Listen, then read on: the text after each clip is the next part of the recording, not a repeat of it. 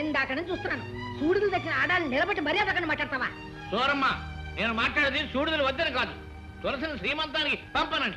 ఎందుకు పంపని? శ్రీమంతం పేరుతో తీసుకెళ్లి వస్తువులన్నీ ఒలిచి వాళ్ళ అవసరాలు తీర్చుకుని భోజపడితో తిరిగి పంపుతారు. అన్నయ్య అన్నా పిన్నయ్య అన్నా జరిగేది అంతే. మీరంతగా తీసుకెళ్లాలంటే ఓ పని చేయండి, ఆ వస్తువులన్నీ తీసి అక్కడ పెట్టించి తీసుకెళ్ళండి. ఇంతకిన్ని నగలు పెట్టి మా మామగారు పంపించినా నేను రాను. తులసి, అవునమ్మా, మావయ్య గారు చెప్పింది నిజం, ముమ్మాటికి నిజం. తులసి, అవును, ఇక్కడ లేని ఆస్తి ఆప్యాయత అక్కడ ఏ ఉన్నాయని నేను రాను. మీరు తీసుకొచ్చిన చీర సారే కూడా తీసుకువెళ్ళిపోండి. శుక్రవారం పూట తెచ్చి నువ్వు తిరిగి నేను ఇవ్వను. అయ్యో, ఇవి అట్టుపోయి ఏ కొట్లో అమ్ముకు తస్తాడు.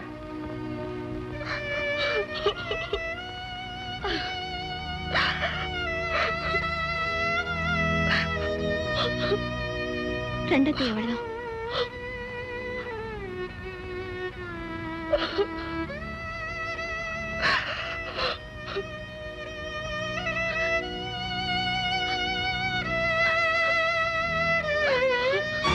మాట అన్నాడా?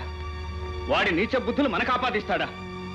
నేను ఇప్పుడే స్వయంగా వెళ్ళి వాడికి బుద్ధి చెప్పి చెల్లెల్ని తీసుకొస్తాను. వద్దండి, ఇప్పుడు మీరు అక్కడికి వెళ్తే తీసుకురాగలిగింది తులసిని కాదు, ఇంతకింత అవమానాన్ని.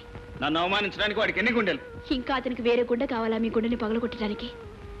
మీ చెల్లెలే తన మావయ్యని వెనకేసుకొచ్చి మమ్మల్ని తోడునాడితే ఏమిటి? తులసి మిమ్మల్ని తోలనాడిందా? అది సహజం బాబు.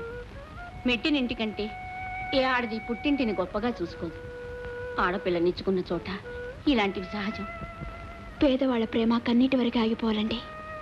పట్టుదలకపోతే మన ప్రేమ అనురాగాలే ప్రేమించిన వాళ్ళ పట్ల తిరగటి రాళ్ళవుతాయి.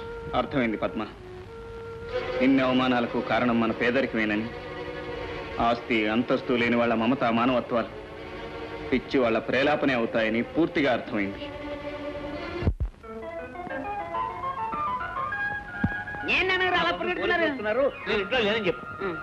పోలీసులా కాకుగుళ్ళు కొట్టినందుకు ఆయన నేను పొయ్యిలో పెట్టినందుకు నన్ను మూసేస్తారేమో. ఏంటన్నయ్య అలా చూస్తున్నావు? నేనన్నయ్య మోహన్ని. ఒరే, నువ్వు మోహన్ నువ్వా? ఏరే, ఈ డ్రెస్ భలే బాగుంది. ఓ మాట